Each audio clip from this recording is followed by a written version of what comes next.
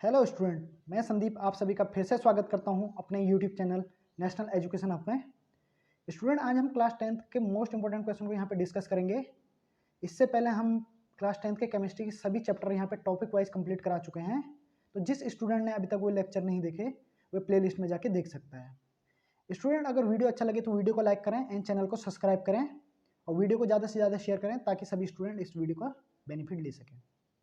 Student, आपको भी इस लेक्चर का भी पीडीएफ मेरे टेलीग्राम चैनल पे मिल जाएगा जिसका लिंक डिस्क्रिप्शन में है। तो स्टूडेंट स्टार्ट करते हैं। फर्स्ट क्वेश्चन है what is the balance chemical equation and why should the chemical equation be balance. तो बैलेंस इक्वेशन क्या होती है? जब number of atom in reactant equal to number of atom in product, तो उसको हम बोलेंगे बैलेंस इक्वेशन। रिएक्टेंट क्या होता है? रिएक्टेंट वो सब्सटेंस होते हैं जो आपस में रिएक्शन करके एक प्रोडक्ट बनाते हैं। सही है?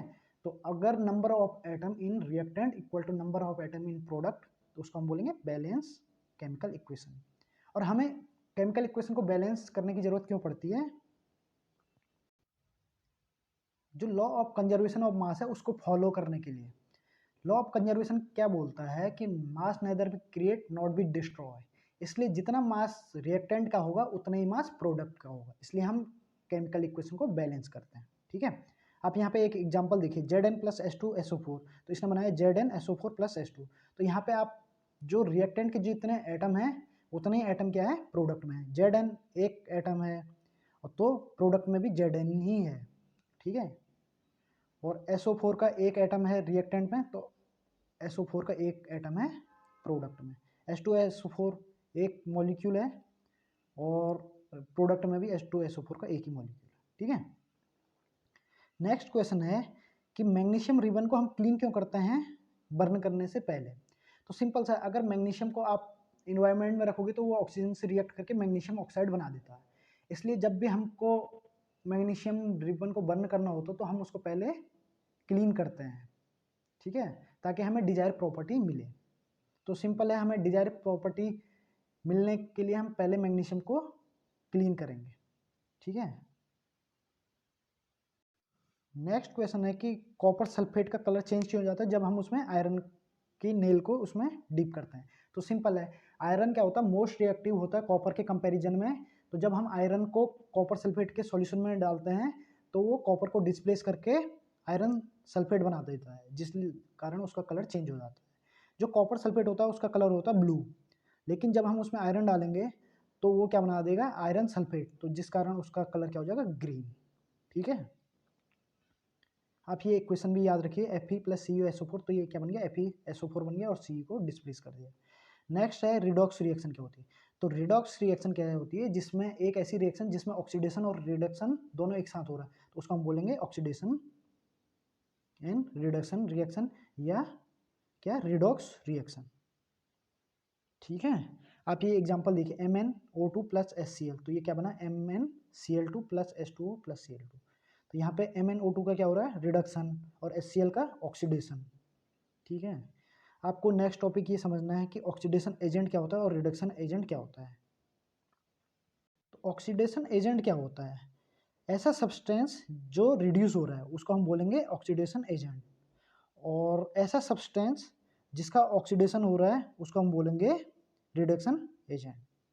ठीक है, आप ये एग्जांपल देखिए, MnO2+HCl, तो बना MnCl2+H2। तो यहाँ पे MnO2 का क्या हो रहा है रिडक्शन, किसमें MnCl2 में। तो ये क्या हो गया MnO2 क्या हो गया रिडक्शन, MnO2 को क्या हो रहा है रिडक्शन, तो ये क्या हो गया ऑक्सीडेशन एजेंट। और HCl का क्या हो रहा है ऑक्सीडेशन, तो ये क्या हो गया रिड्यूसिंग एजेंट। दोनों एक दूसरे के अपोजिट हैं। तो आपको ये नोट दिख रहा होगा यहाँ पे, तो ये नोट आपको याद होना चाहिए। ठीक है, तो ऑक्सीडेशन एजेंट और रिडक्शन एजेंट समझ में आया। ठीक है, नेक्स्ट क्वेश्चन बनता है कि सिंगल डिस्प्लेसमेंट और डबल डिस्प्लेसमेंट में डिफरेंस। तो सिंगल डिस्प्लेसमेंट में क्या होगा, जब कोई एलिमेंट किसी कंपाउंड के एक एलिमेंट को डिस्प्लेस करके एक नया कंपाउंड बनाता है तो उसको हम बोलेंगे सिंगल डिस्प्लेसमेंट। डबल डिस्प्लेसमेंट में क्या होता है, जब दोनों कंपाउंड रिएक्ट करते हैं और दोनों के एलिमेंट एक्सचेंज हो जाते हैं उसको हम बोलते हैं कंपाउंड डबल डिस्प्लेसमेंट। आप इसका एग्जांपल ये देखिए, यह सिंगल डिस्प्लेसमेंट का एग्जांपल। यहाँ पे Fe ने क्या किया CuSO4 में से C को डिस्प्लेस कर दिया और FeSO4 बना दिया। तो ये क्या हो गया, सिंगल डिस्प्लेसमेंट। और यहाँ पे क्या हो रहा है, ये दोनों एक दूसरे, ये डबल डिस्प्लेसमेंट में क्या हो रहा है, NaCl2 बना दे रहा है और SO4 BaSO4, ठीक है। तो इसमें डबल डिस्प्लेसमेंट में सिंपल एक्सचेंज हो जा रहे हैं एलिमेंट। तो आपको ये दोनों डेफिनेशन याद होनी चाहिए और इनकी इक्वेशन भी याद होनी चाहिए। नेक्स्ट क्वेश्चन को डिस्कस करते हैं। सिंपल है, कोरोजन क्या होता है और रेंसिडिटी क्या होता है। तो कोरोजन क्या होता है, मेटल जब इन्वायरमेंट में ओपनली रखा जाता तो उसका ऑक्सीडेशन हो जा रहा, जिससे वो धीरे धीरे क्या होता है, खराब होने लगता है, तो उसको हम बोलते हैं कोरोजन। और रेंसिडिटी, जब हम किसी फूड को इन्वायरमेंट में ओपन छोड़ देते हैं तो उसका ऑक्सीडेशन हो जा रहा है, तो जिसके कारण उसमें क्या हो जाती है, स्मेल आने लगती है, तो उसको बोलते हैं हम रेंसिडिटी, ठीक है। नेक्स्ट क्वेश्चन है कि ऑयल और फैट वाले फूडों में हम क्या करते हैं, नाइट्रोजन गैस को फॉलो क्यों कराते हैं। क्योंकि रेंसिडिटी से बचने के लिए हम क्या कराते हैं, जो भी ऑयल या वैसे फूड होते हैं उनमें हम क्या कराते हैं, नाइट्रोजन गैस को क्या कराते हैं, फ्लो कराते हैं। तब भी जो चिप्स आते हैं उनमें क्या होती है, नाइट्रोजन गैस भरी जाती है, ठीक है। नेक्स्ट क्वेश्चन है कि हम जो भी ये आयरन इन पे होता है, मेटल पे होता है, उन पे पेंट क्यों करते हैं, ताकि कोरोजन से बचने के लिए, ठीक है। नेक्स्ट है एंडोथर्मिक और एक्सोथर्मिक क्या होता है, सही है। एंडोथर्मिक क्या होती है, जिसमें हीट एब्जॉर्ब होती है, और एक्सोथर्मिक जिसमें हीट प्रोड्यूस होती है। तो ये मैं पूरे लेक्चर पे, जब मैंने फर्स्ट चैप्टर का लेक्चर अपलोड किया उसमें ये पूरे डिटेल में है, तो आप जाके देख सकते हैं, आपको इनके एग्जाम्पल भी याद होनी चाहिए। नेक्स्ट है डिकम्पोजिशन रिएक्शन क्या होती है, सही है, और हीट और लाइट और इलेक्ट्रिसिटी के फॉर्म में। तो डिकम्पोजिशन क्या था, जब कोई एक कंपाउंड को हम ब्रेक करते हैं, सही है, तो उसको हम बोलते हैं डिकम्पोजिशन। तो डिकम्पोजिशन 3 मेथड से थे, हीट अप्लाई करके, लाइट अप्लाई करके, इलेक्ट्रिसिटी अप्लाई करके, ठीक है। हीट डिकम्पोजिशन को हम बोलते थे थर्मल डिकम्पोजिशन। लाइट का यूज करके जो डिकम्पोजिशन होता था उसको हम बोलते थे फोटो डिकम्पोजिशन। इलेक्ट्रिसिटी का यूज करके जो हम डिकम्पोज करते थे उसको बोलते थे हम इलेक्ट्रिक डिकम्पोजिशन, ठीक है। तो सिंपल डिकम्पोजिशन क्या होता है, जब हम एक कंपाउंड को ब्रेक करते हैं 2 पार्ट में, और किस किस का यूज करके, heat, light and electricity. Heat का यूज करेंगे तो क्या बोलेंगे, थर्मल। लाइट का यूज करेंगे तो फोटो। इलेक्ट्रिसिटी का यूज करेंगे तो इलेक्ट्रिकल, ठीक है। नेक्स्ट क्वेश्चन है हमारा कि डिकम्पोजिशन रिएक्शन क्या होती है, कॉम्बिनेशन का अपोजिट होती है। तो कॉम्बिनेशन में क्या होता है, जब दो एलिमेंट मिलके एक सिंगल कंपाउंड बनाते हैं तो हो गया कॉम्बिनेशन।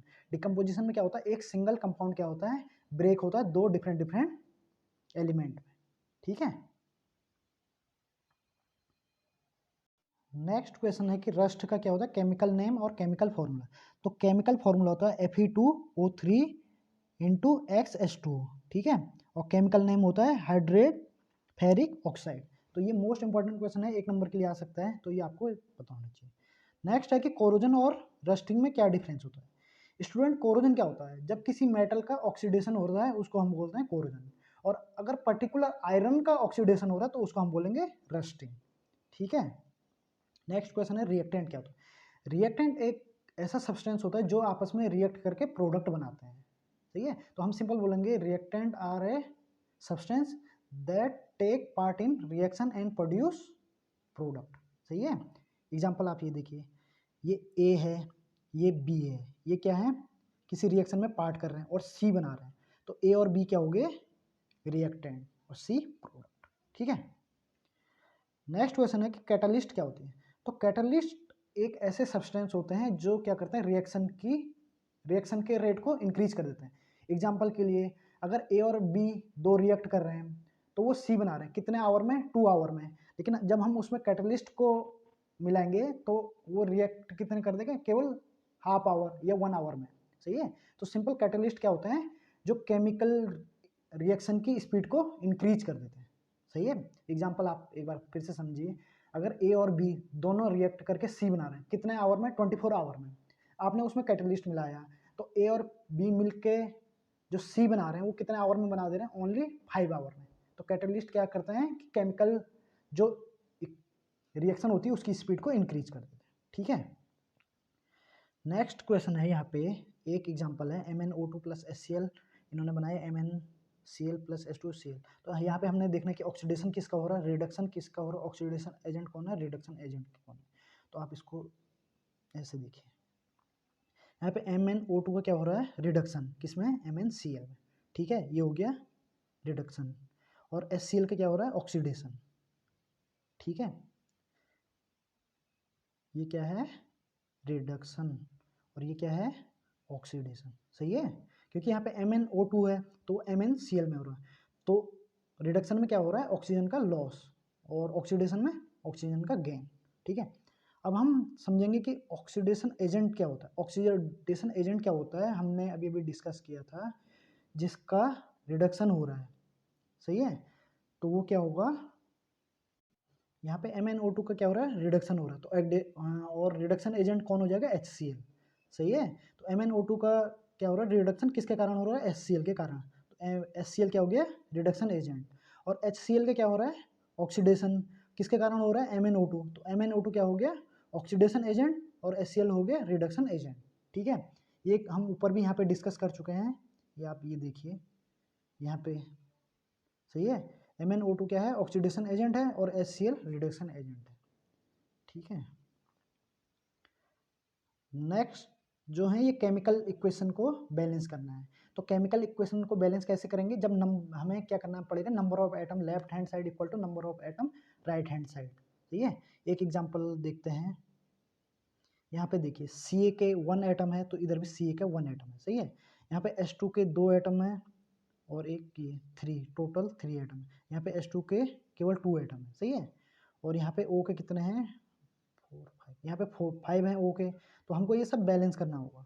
ठीक है, तो आप इसको वीडियो में, मेरी जो वीडियो है उसको देख सकते हैं, उसमें मैंने ये कंप्लीट कराया है। ठीक है, तो ये कुछ इक्वेशन है, वो आपको ये सॉल्व करने होंगे। Next question, normal pH of human blood. तो जो हमारा ब्लड होता है उसका पीएच कितना होता है, वो होता है 7.4। ठीक है, और नेक्स्ट है मिल्क और वाटर का, तो वाटर का तो होता है 7। ठीक है, जो प्योर वाटर होगा उसका पीएच होगा 7, और जो हम मिल्क का होता है उसका होता है 6.5। तो हमको ये मेन ये 3 पॉइंट है, ये याद होने चाहिए। जो ह्यूमन ब्लड होता है उसका होता है 6.4। ठीक है, प्योर वाटर का होता है 7, और मिल्क का होगा 6.5। ठीक है, और एक हमें यहाँ पर से लेमन जूस का भी याद होना चाहिए, उसका होता है 2 से 2.5 के बीच में। ठीक है, और एक गैस्ट्रिक जूस होता है जो हमारे स्टोमच में पाया जाता है, उसका होता है 1 से 3 तक।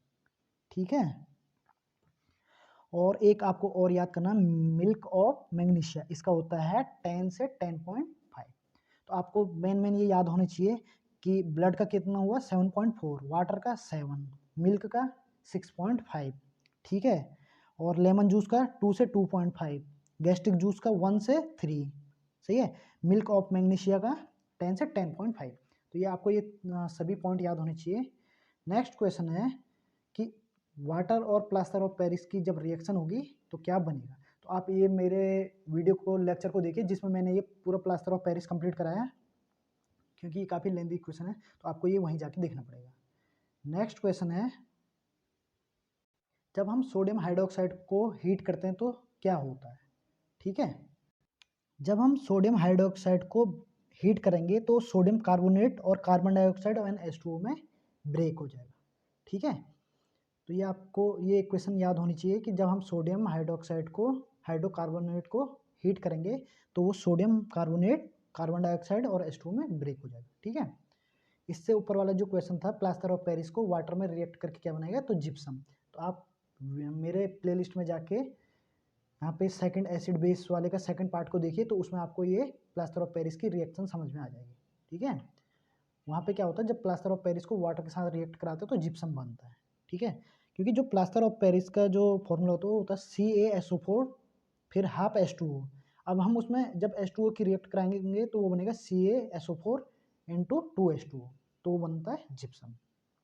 ठीक है, नेक्स्ट क्वेश्चन है हमारा कि CaOCl2 का केमिकल नेम।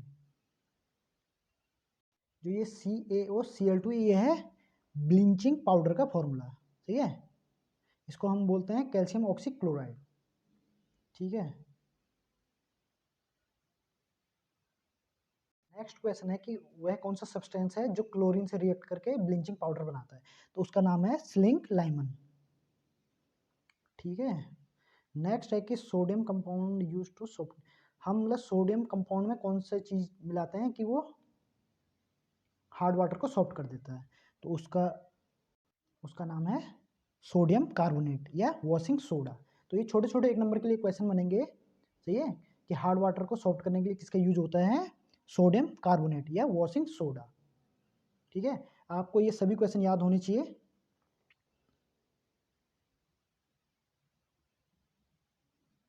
नेक्स्ट है कि why does the aqua solution of the acid conduct electricity. जो एसिड का जो सॉल्यूशन होता है उसमें H प्लस आयंस होते हैं, इसलिए वो इलेक्ट्रिसिटी का कंडक्टर होता है। ठीक है, नेक्स्ट है जो ड्राई HCl होता है वो इलेक्ट्रिसिटी, वो क्या करता है, लिटमस को कलर चेंज नहीं करता। उसका रीजन सिंपल है कि जो ड्राई HCl होता है उसमें H प्लस आयन नहीं होते, इसलिए वो क्या करता है, लिटमस पेपर को चेंज नहीं कर पाता है। ठीक है, जो एसिड होता है वो क्या करता है, एसिड ब्लू को रेड में चेंज कर देता है, लेकिन जब ड्राई HCl होगा तो उसमें H प्लस आयन नहीं होगा, इसलिए वो क्या करेगा, चेंज नहीं कर सकता है। ठीक है, नेक्स्ट है कि जो सोर एंड क्रूड सब्सटेंस होते हैं उनको हम ब्रास और कॉपर में क्यों नहीं रखते हैं। तो जो सोर एंड क्रूड सब्सटेंस होते हैं वो क्या होते हैं, एसिड होते हैं, और वो मेटल से रिएक्ट करके क्या बनाएंगे, पॉइजन बना देते हैं, इसलिए हम इसमें क्या नहीं रखते हैं, किसी भी मेटल में एसिड टाइप वाले सब्सटेंस को नहीं रखते हैं। ठीक है, क्योंकि जब भी हम ऐसे सब्सटेंस को मेटल में रखेंगे तो क्या बन जाएंगे, पॉइजन, जो हमारी सेहत के लिए नुकसानदायक होगा। ठीक है, नेक्स्ट है कि जब मेटल क्या करता है, एसिड से रिएक्ट करेगा तो कौन सी गैस निकलेगी, तो उसमें सिंपल सा है, हाइड्रोजन। ठीक है, ये भी सिंपल 1 नंबर के लिए क्वेश्चन आ जाएगा कि जब मेटल क्या करेगा, एसिड से रिएक्ट करेगा तो कौन सी गैस निकलेगी, हाइड्रोजन। ये केमिकल प्रॉपर्टी है मेटल की और एसिड की भी, ये आपको याद होना चाहिए।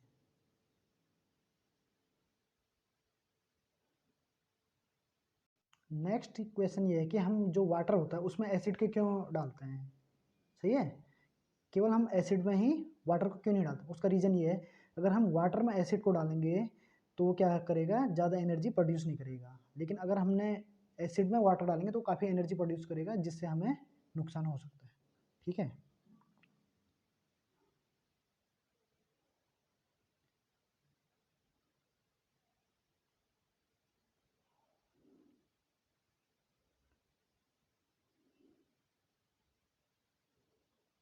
नेक्स्ट क्वेश्चन बोला कि जो एसिड होता है वो वाटर की एब्सेंस में एसिडिक बिहेवियर क्यों शो नहीं करता। तो सिंपल है, जब वाटर होगा तभी उसमें H प्लस आयन्स होंगे, तभी वो एसिडिक बिहेवियर शो करेगा। ठीक है, नेक्स्ट क्वेश्चन है न्यूट्रलाइजेशन क्या होता है, जब एसिड और बेस की रिएक्शन होती है तो उसको हम बोलते हैं न्यूट्रलाइजेशन।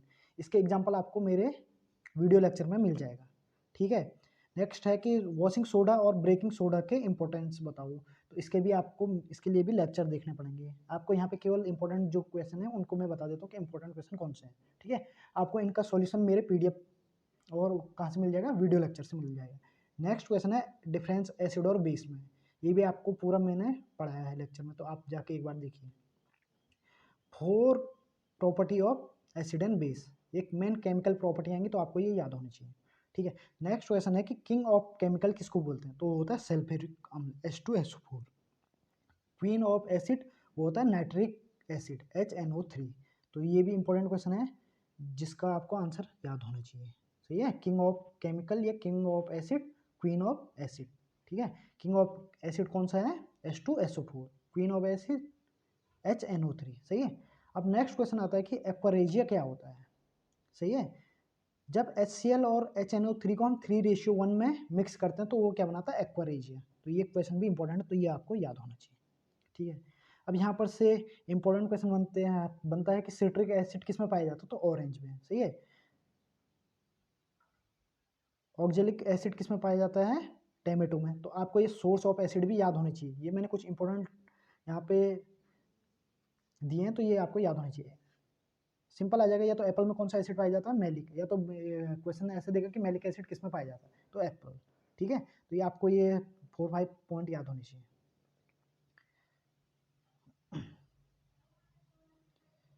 नेक्स्ट क्वेश्चन है कि जो हम मेटल की सरफेस पे कोटिंग करते हैं जिंक की, उसको हम क्या बोलते हैं, उसका सिंपल सा नाम है galvanisation.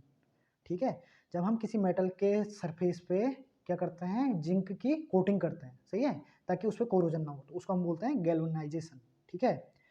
Which metal to form amalgam, तो मरकरी ऐसा मेटल, मरकरी क्या करता है, मेटल से रिएक्ट करके क्या बनाता है, अमलगम, सही है। तो हम सिंपल से बोलेंगे मरकरी एक ऐसा मेटल है जो मरकरी एसिड से रिएक्ट करके क्या बनाया गया, अमलगम, ठीक है। Difference between metal and non metal on the base of chemical property, तो ये आपको मेरे वीडियो लेक्चर में मिल जाएगा, मेटल और नॉन मेटल की केमिकल प्रॉपर्टी। मेन प्रॉपर्टी कौन सी है कि मेटल एसिड से रिएक्ट करके हाइड्रोजन बनाएगा, मेटल बेस से रिएक्ट करके मेटल ऑक्साइड बनाएगा। तो ये आपको इस तरीके से 4 या 5 केमिकल प्रॉपर्टी याद होनी चाहिए, ठीक है।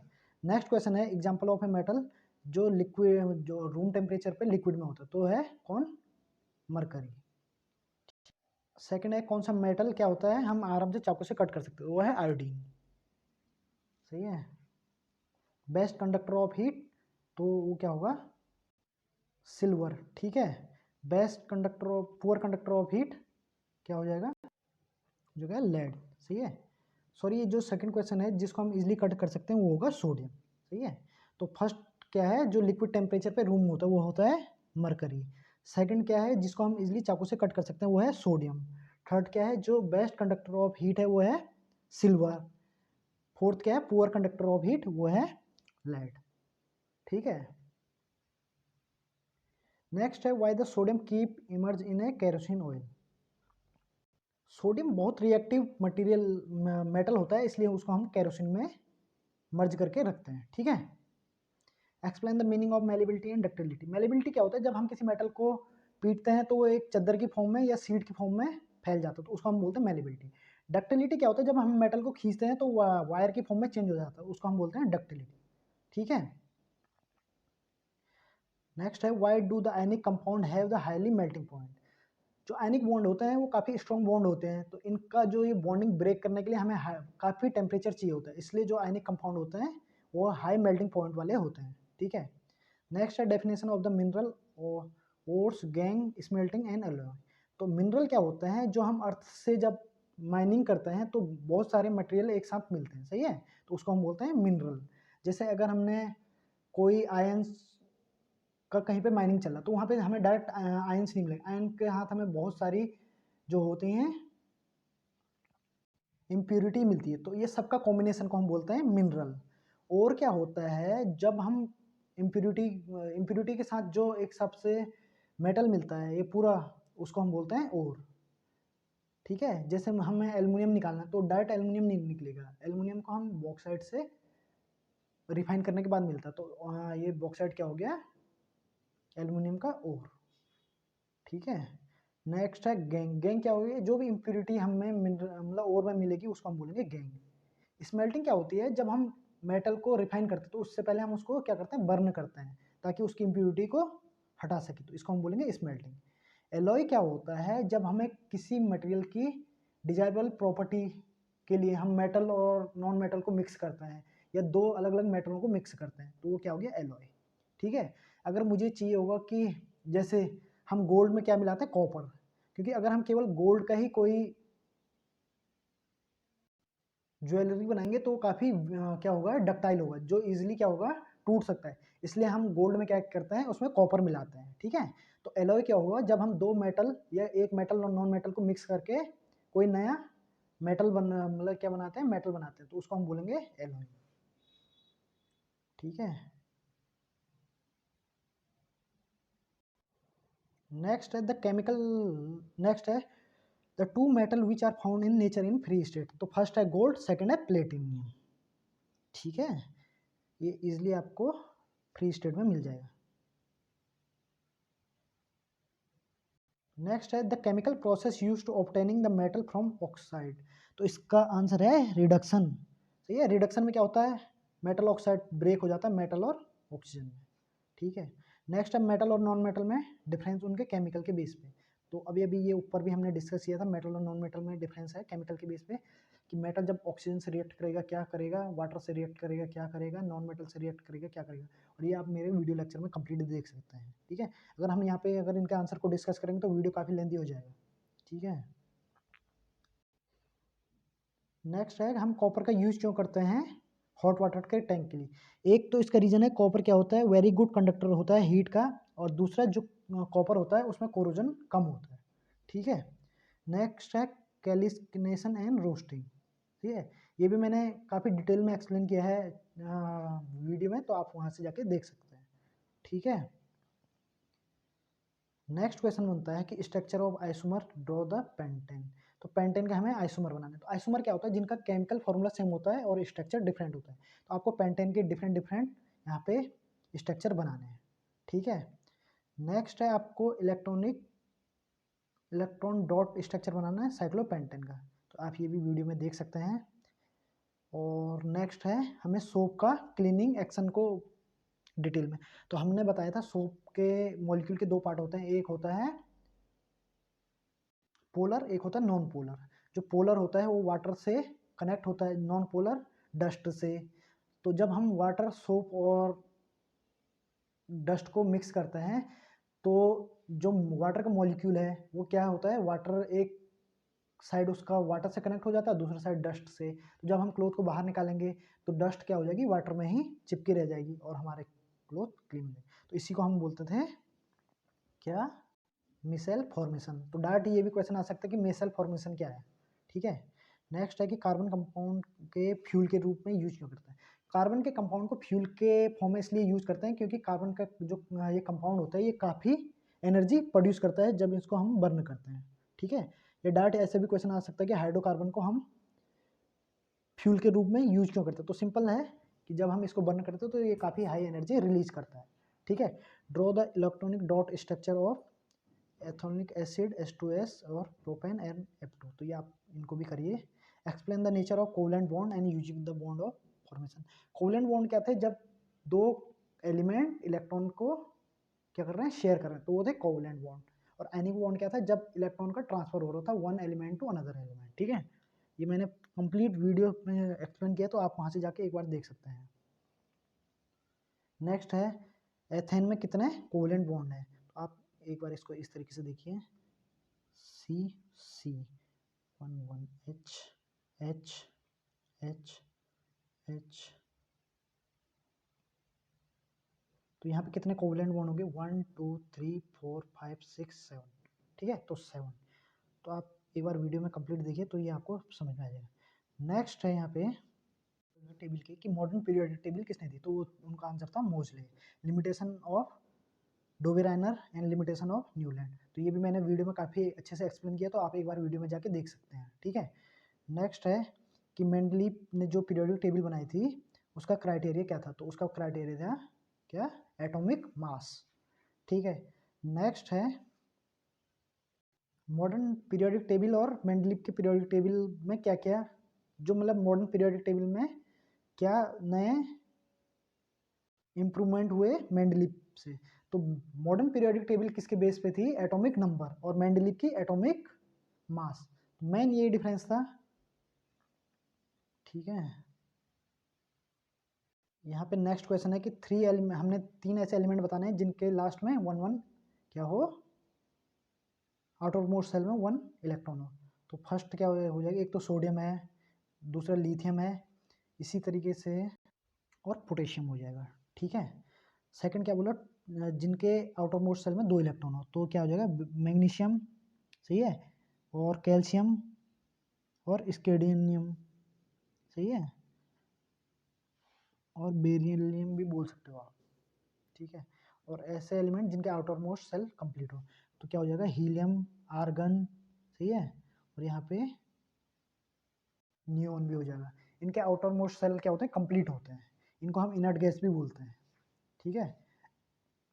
नेक्स्ट है मेंडलीव और मॉडर्न पीरियोडिक टेबल को कंपैरिजन। तो ये भी मैं वीडियो में कंप्लीट बता चुका हूँ, तो आप जाके देख सकते हैं।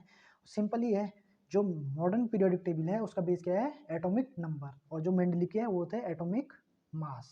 ठीक है। जो मेंडलीव की जो पीरियोडिक टेबल थी उसमें हाइड्रोजन का प्लेस कोई फिक्स नहीं था, लेकिन मॉडर्न पीरियोडिक टेबल में वो फिक्स है।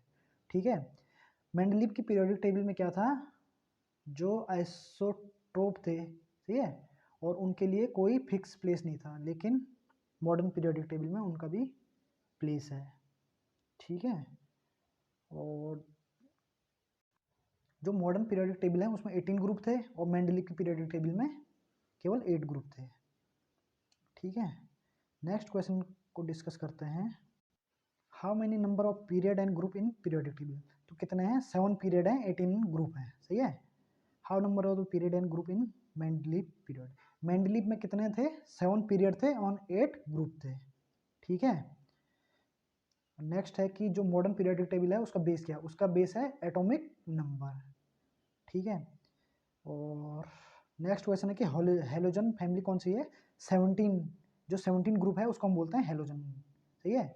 नेक्स्ट है कि नोबल गैस या इनर्ट गैस किसको बोलते हैं? तो जो 18 ग्रुप है उसको हम बोलते हैं नोबल या इनर्ट गैस। ठीक है, नेक्स्ट है हमें प्रॉपर्टी बतानी पीरियड और ग्रुप की। तो इसको मैं अपने वीडियो में कंप्लीट बता चुका हूँ कि पीरियड की कौन सी प्रॉपर्टी होती है और ग्रुप की कौन सी प्रॉपर्टी होती है। ठीक है,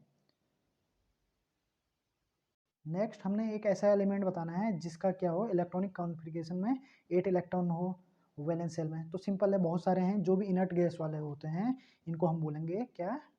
जो भी इनर्ट गैस है उनका क्या होता है, जो वैलेंस शेल होता है वो कंप्लीट होता है, सही है। तो इनर्ट गैस में कौन कौन सा आ जाएगा नियोन आ जाएगा, आर्गन आ जाएगा। ठीक है, तो आपको ये कंप्लीट पीडीएफ समझ में आ गया होगा कि इसमें इंपॉर्टेंट क्वेश्चन क्या है। तो आपको इनका आंसर कुछ कुछ यहाँ पे मिल गया होगा, कुछ कुछ आपको मेरी वीडियो में देखना पड़ेगा। यहाँ पे आपको केवल इंपॉर्टेंट क्वेश्चन मिले हैं, इनका सॉल्यूशन के लिए आपको मेरे वीडियो देखने होंगे। ठीक है, तो आप जो भी मैंने ये वीडियो अपलोड किए हैं वहाँ पे इनका पूरा आंसर मिल जाएगा और आप इन क्वेश्चनों को सभी को याद होने चाहिए। ये आपके बोर्ड के लिए बहुत इंपॉर्टेंट है, तो आपको एक एक क्वेश्चन याद होना चाहिए। ठीक है, यहाँ पर से जो ये केमिकल इक्वेशन है ये आप इनको बनाइए। थोड़ा सा टफ आपको केमिस्ट्री में केवल यही लगेंगे, बाकी तो सब आसान है। ठीक है, और बाकी ये सब आपको याद होना चाहिए। All the best for your board exam. Okay, thank you student.